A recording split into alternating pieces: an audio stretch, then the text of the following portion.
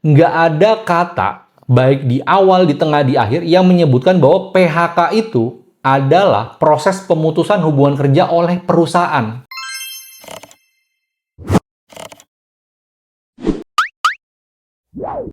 Halo Sobat Hibra, Bismillahirrahmanirrahim, Assalamualaikum warahmatullahi wabarakatuh. Kali ini kita hadir lagi dengan konsep dan program yang baru buat Hibra. Mungkin kalian juga ngelihatnya, wah ini konsep baru nih yang kita berikan. Ini menjawab dan sekaligus juga memenuhi ya keinginan dari klien, followers, dan siapapun yang selama ini follow dan ngikutin akun gua, Hibra, akun Mbak Im, bahwa coba dong konten-konten yang Hibra buat yang selama ini itu kayaknya terlalu pendek. Nah, coba dong kita bikin versi panjangnya, pembahasannya bisa lebih komprehensif, bisa lebih detail, ya mungkin dalam bentuk podcast atau dalam bentuk apapun. Nah, kita coba mikirin dari kemarin. Ya, betul. Akhirnya kita berpikir, udah deh kita coba jalan nih program podcast ngobrol bareng Hibra, ya. Jadi kita akan ngobrol seputar legal hukum pastinya, ya, bersama gua Husni dan Gua Ibrahim, ya. Jadi ya mungkin kalau banyak teman-teman yang belum tahu Hibra tuh apa ya, Husni Ibrahim tuh, ya. Gua sebagai founder Dan gue sebagai co-founder. di Hibra. Jadi kita akan ngobrol ya, kita akan ringan aja. Di sini nggak akan seperti podcast yang tanya jawab atau mungkin kita formal, enggak. Dan teman-teman juga kalau misalnya punya keinginan untuk ada permasalahan yang kita bahas, silakan tulis aja di kolom komen ya, bisa sampaikan ke kita apa sih yang mau dibahas gitu ya. Cuma untuk episode awal ini ada beberapa pembahasan yang gue sama Mbak Im ngerasa ini kayaknya kita perlu sampein deh. Kita perlu kasih edukasinya, kita harus menginformasikan ke masyarakat ya, para pemirsa yang nonton channel ini ya, di seluruh Indonesia atau di luar Indonesia, tentang gimana sih, pertama tuh isu yang lagi rame banget nih soal PHK. PHK, betul banget. Ya, bencana PHK, hampir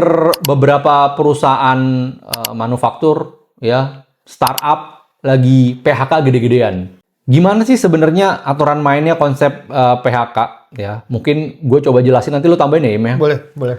Sebelum kita masuk ngebahas mengenai permasalahan PHK yang lagi banyak terjadi, gue pengen ngebahas dulu soal apa sih sebenarnya PHK itu.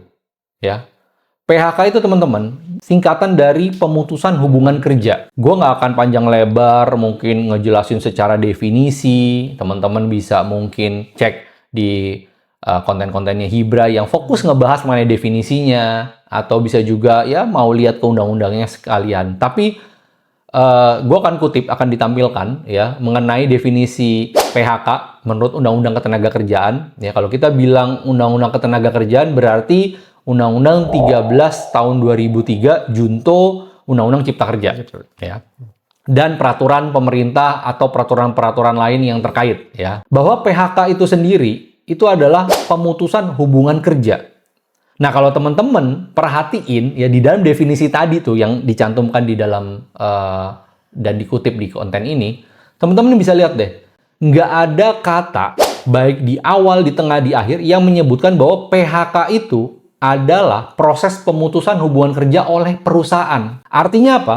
PHK itu adalah ketika karyawan atau ketika perusahaan melakukan pemutusan atau terjadi pemutusan hubungan kerjanya, itu dia PHK. Betul. Ya kan? Itu dia PHK tuh.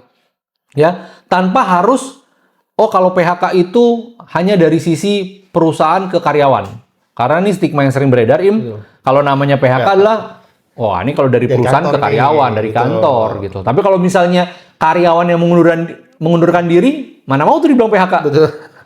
Resign dong, itu namanya mengundurkan diri, bukan PHK gitu loh. Nah, kalau dari lu gimana ya pandangan lo mengenai masalah PHK ini sendiri? Iya, benar sih. Memang ini jadi stigma yang beredar ya, nih ya di masyarakat, terutama di teman-teman yang masih bekerja sekarang ya di perusahaan. Kalau kita sudah bicara mengenai PHK nih, kadang mereka tadi narasi yang dibangun tadi bahwa enggak, kita nih resign gitu, atau kalau udah bahasnya PHK kemudian seolah-olah PHK nih datangnya dari perusahaan gitu, bahwa kita atau istilahnya dipecat gitu ya, di layoff lah kalau sekarang bahasa anak jaksa sekarang. Oh, kena Asik. layoff nih gitu ya. Jadi memang ini menjadi salah satu hal yang perlu kita share juga mungkin ya ke teman-teman bahwa narasi atau penjelasan mengenai PHK tadi itu definisi yang memang ada di dalam aturan gitu. Jadi kita harus memahami itu dulu sebelum kita bereaksi atau mengambil satu keputusan atas suatu tindakan yang diberikan atau dilakukan oleh perusahaan gitu sih. Iya, makanya karena ini bukan cuma sekadar stigma yang salah, cuma jadi salah menggunakan pertimbangan atau dasar hukumnya. Yep. Ketika teman-teman tadi terjadi PHK tersebut. Kenapa? Misalnya contoh kayak tadi gue bilang, ketika memahaminya kalau PHK itu dari sisi si perusahaan, nah karyawan ketika melakukan pelanggaran jadi salah paham artiinnya. Gimana nih aturannya? Apalagi kalau misalnya teman-teman bisa cek di undang-undang, alasan PHK itu ada banyak teman-teman, ya. Ada karena efisiensi, ada karena perusahaannya pilot, ada karena pelanggaran gitu loh. Nah, kalau kita pahamin kan pelanggaran ya bisa terjadi dari kedua belah pihak. Betul. Bisa saja oleh karyawan, bisa juga oleh perusahaan, ya. Kan ada juga tuh di beberapa kasus yang perusahaan, ya, atau mungkin gue ralat deh. Nah, gue jadi kepikir tiba-tiba. Penggunaan mengenai masalah perusahaan, gue akan ganti ke pemberi kerja. Betul. Bang, ngapain sih lu pakai rubah-rubah dari perusahaan diganti ke pemberi kerja? Sama aja kali maknanya. Beda. Kenapa beda? Soalnya di undang-undangnya lagi kita balik. Ini karena kita ngobrolin tentang hukum, pastinya ya lu semua mesti dapat informasi atau edukasi terhadap hukumnya.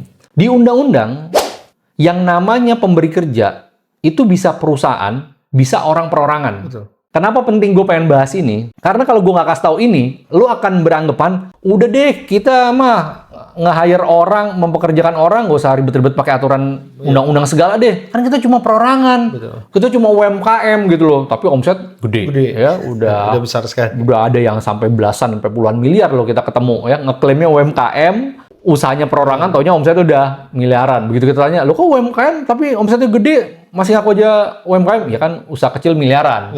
Bukan UMKM-nya bukan usaha kecil menengah, tapi usaha kecil miliaran gitu loh. Nah tadi balik lagi ke mengenai masalah kenapa gue rubah menggunakan istilah pemberi kerja. Karena di undang-undangnya bilang itu, pemberi kerja itu adalah bisa perusahaan, bisa perorangan. Jadi kita nggak boleh salah ngerti ini. Karena kalau misalnya kita udah salah di mengenai masalah si pemberi kerjanya gitu loh. Tadi punya anggapan, oh kalau gua perorangan, gue UMKM nggak perlu deh. Iya. Tidak tunduk lah. Ya. Tidak tunduk sama si undang-undangnya. Gua nggak perlu harus patuh. Ngapain gua bikin kontrak perjanjian? Nah ini akhirnya muncul seperti itu gitu loh. Nah jadi balik ke mengenai masalah pembahasan tadi ya. Ketika terjadi PHK, contoh tadi dengan alasan karena pelanggaran. Ya pelanggaran nggak mesti dari sisi karyawan. Bisa juga dari si pemberi kerja. Betul. Kan ada yang beredaran kemarin tuh sempat viral juga di sosmed. Kalau ada atasan melakukan ngasih semacam bully betul. ke karyawannya. Terus ada juga yang melakukan intimidasi lain. Nah, ini kan sebenarnya kan pelanggaran gitu loh. Yang dilakukan oleh dari sisinya si pemberi kerja. Nah, jadi teman-teman harus tahu nih porsinya, posisinya, statusnya seperti apa. Nah, lu mandangnya gimana Im? Kalau terkait mengenai masalah alasan PHK nih, kan banyak banget. Iya, betul. Nah, mungkin kalau gue akan lihat lebih ini ya, buat teman-teman sharing lebih banyak ke ini sih, bagaimana menghadapi gitu ya, maksudnya tindakan harus dilakukan gitu ya. Kan tadi kan alasannya banyak nih. Nah, seringkali yang aspirasi yang kita dapat nih di Hibra saat aspirasi itu datangnya dari teman-teman yang sedang bekerja sebagai karyawan ya, mereka tuh langsung panik sendiri tuh nih, gitu loh. Udah panik duluan. Langsung saat tadi ada intimidasi, apalagi intimidasinya itu akhirnya berujung meminta mereka untuk resign gitu ya. Nah, yang mereka lakukan malah memiliki kekhawatiran gitu loh. Yang masuk ke kita tuh pertanyaan-pertanyaan seperti itu. Padahal kalau mereka bisa santai dulu lah gitu ya, santai dulu, pelajari dulu. Oh, ternyata ini kesalahannya ada di faktor pemberi kerja loh yang tadi bahwa gua atau si karyawan ini bisa sampai melakukan kesalahan atau dianggap melakukan kesalahan karena diawali oleh kesalahan dilakukan oleh pemberi kerja. Misalkan contohnya paling gampang memberikan job description yang nggak sesuai gitu ya dengan kemampuan dari si pekerja. Kemudian akibat dari hal tersebut si pekerja ini akhirnya melakukan kesalahan gitu. Nah, kemudian dapat nih intimidasi atau penekanan dari pemberi kerja yang berujung kepada diperlukannya suatu pengunduran diri gitu ya. Nah, ini yang menjadi masalah gitu. Kenapa? Karena kita harusnya tenang dulu, kita fokus dulu, kita pahami dulu nih unsur permasalahannya di mana gitu. Barulah kita ambil kesimpulan apakah ini merupakan kesalahan kita atau ini merupakan perusahaan yang berujung sebagai pemutusan hubungan kerja gitu loh, supaya bisa clear lah. Iya, benar.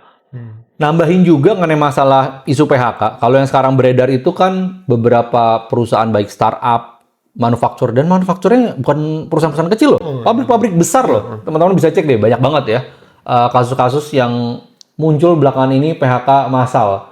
Salah satunya yang terakhir adalah dari Sritek. Ya, Sritek awalnya diberitakan pilot, terus tiba-tiba sekarang ada bencana PHK. Ya, nggak cuma Sritek, ada beberapa perusahaan-perusahaan lain gitu loh, yang sekarang sedang mengalami badai atau bencana PHK. Wah, ini ngeri juga. Sebenarnya gimana sih undang-undang atau ketentuannya ngatur mengenai masalah kalau melakukan PHK karena alasan efisiensi? Teman-teman, itu boleh loh sebenarnya, bukannya melanggar hukum ya, itu boleh melakukan efisiensi. Cuma permasalahannya adalah kita juga sebagai pengusaha atau pemberi kerja ya, gue sekarang mengajak teman-teman pengusaha atau pemberi kerja ya, point of view-nya juga harus paham terhadap konteks efisiensi ini. Terus menggunakan alasan ini juga mesti tepat ya, ketika menyatakan bahwa kami mau melakukan PHK sekian ratus, sekian ribu karyawan itu karena efisiensi. Nah, ini mesti clear. Kenapa? Ketika melakukan efisiensi, berarti ada kondisi keuangan perusahaan yang memang terganggu. Itu mesti bisa dipertanggungjawabkan, bisa dibuktikan. Jadi nggak bisa bilang, kita rugi nih, udah deh gue mau PHK, terus nanti kalau pas lagi untung, hire lagi. Nanti kalau rugi, pecat lagi. Nggak kayak gitu. Ini sedikit gue juga mengomentari ya, aksi atau strategi yang dilakukan banyak startup.